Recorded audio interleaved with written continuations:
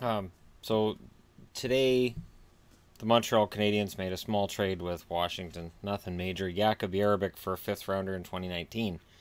This on the heels of Toronto sending Eric Fehr to San Jose for I think it's a 2020 seventh rounder.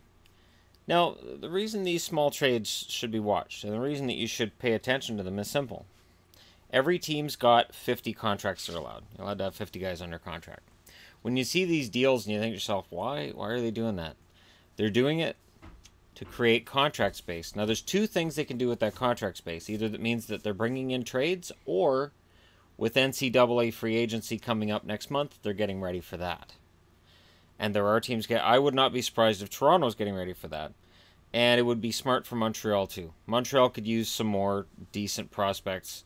And there's always at least one or two NCAA free agents who end up becoming actually pretty good.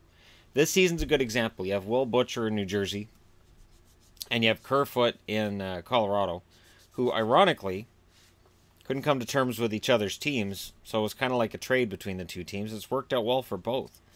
Butcher's been kind of a find for New Jersey, and Kerfoot's been a pretty solid scoring option for the Colorado Avalanche. So when you look at this and you say, well, Jerabek, who cares? That would be the natural reaction.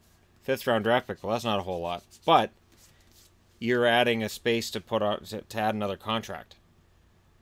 And Jerabek was a guy that the Habs signed as a free agent last summer, so no harm, no foul. Eric Fehr wasn't playing for Toronto anyways. He was in the minors. So again, no harm, no foul, and you rid yourself of a contract.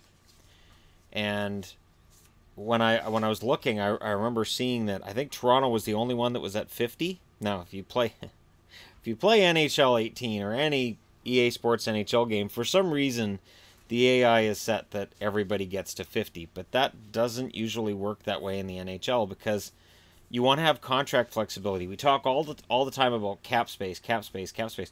We don't talk a lot about contract flexibility, and maybe I should do a video where I discuss which teams have the most room to take on contracts, because those teams have a lot of leverage going into a trade deadline as well.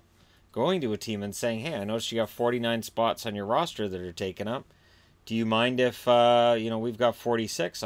We'll take one of them, but, what would you like for it? And you never know. That's how these deals go down, and once in a while you might find a steal. And maybe Jerabek's a steal for Washington, who knows? Washington has a good history with European-born players. They have a pretty famous history with European-born players, actually. Whether it's Bondra or Ovechkin, or people keep saying Kolzig, but the funny thing with Kolzig is he did play for the German team, but technically he grew up in Canada, technically. So Kolzig I don't really use as part of that European thing, but, there have been a lot of good European-born players who've played in Washington, and maybe Jerabek will be a steal for them. Either way, Montreal gets an asset back for something that they weren't going to do anything with anyways.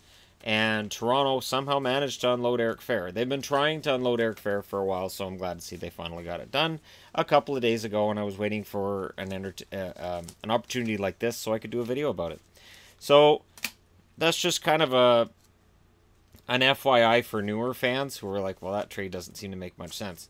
They're making contract space. So these are teams that it's possible Montreal and Toronto could be adding somebody at the deadline, and that these moves free up space so that they can do so.